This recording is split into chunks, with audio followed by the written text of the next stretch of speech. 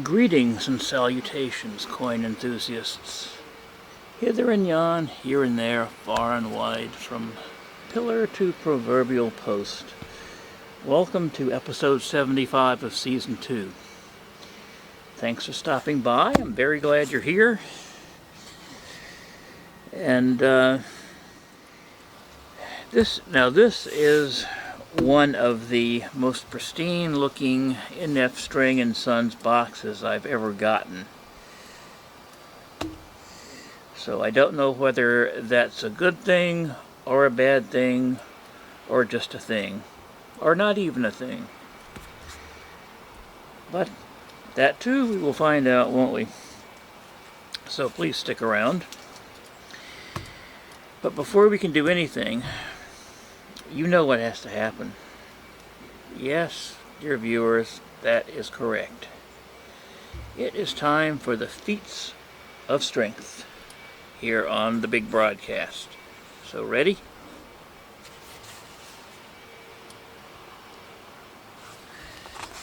One, two, 2.5, 2 3/4.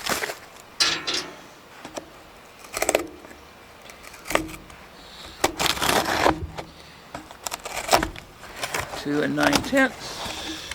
3, we're in.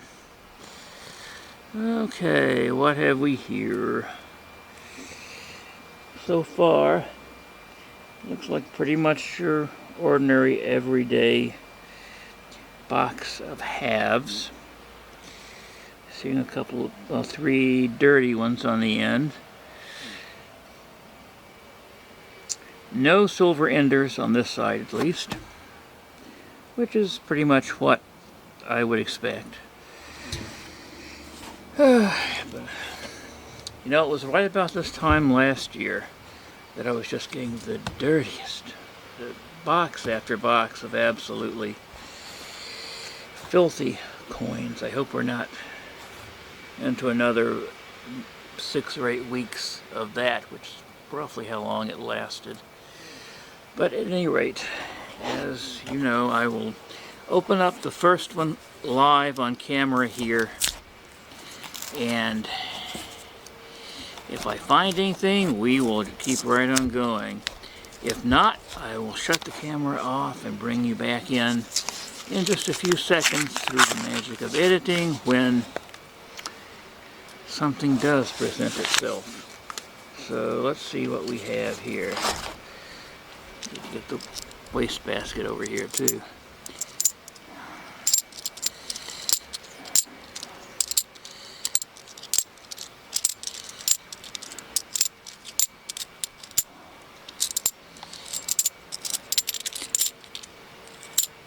Well, it looked like it was all clad because it was indeed all clad. So I'll bring you back in as soon as I find something. So please don't go anywhere. And if you do, please come right back. Well, we have our first find of the box. Well, technically it's our third find, but this is the first one worthy of showing you, and I'll explain. The first find was a heavily impaired 1981 proof that will probably go back to the Fed. The second one was more of a curiosity than a find. It was a counter-stamped, I want to say 71 or 2, but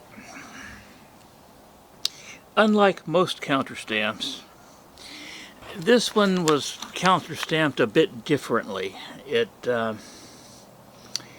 had 2 of George Carlin's 7 words that the FCC still will not let you say on TV or on the radio. Anyway, see right here what I have found. This is a proof of some kind. See, ooh, it's a commemorative. This is the first commemorative I have found in I want to say 6 months maybe. It's a 1986 Ellis Island proof, and it is in gorgeous shape. I hope the camera is picking that up. I hope it's doing it justice. See that right there? Beautiful.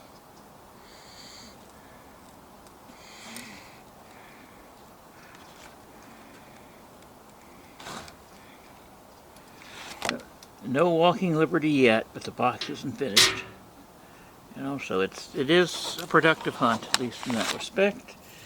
You know, I've found a number of these 86 commemorative proofs before. Well, I mean, at least probably 5 or 10.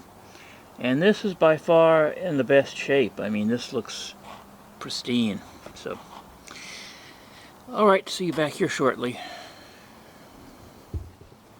And now for the wrap-up of episode 76 here.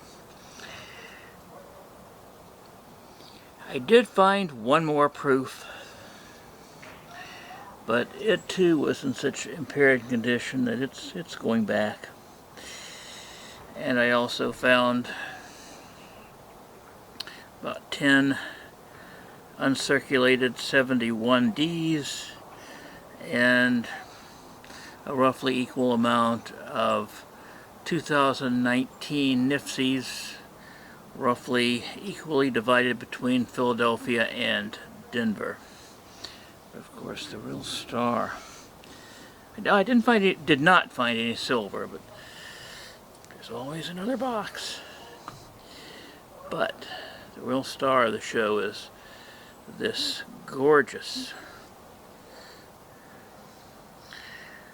86 Ellis Island Commemorative in absolutely pristine condition. This has to be at least within the top 5 of the nicest proofs I've ever found coin roll hunting, at least in terms of condition. No fingerprints or anything. Even the edge doesn't look any different than when it was released in 1986. So, alright, on that note, that's going to do it for episode 75. So onward to 76. And if you have any questions or comments, please leave them in the portion below the video here on YouTube. I do read them all, and I answer about 99.9% of them. So there's that, and if you've not subscribed already, please do that. It helps. And in the meantime, I will see you again on episode 76. Until then, au revoir.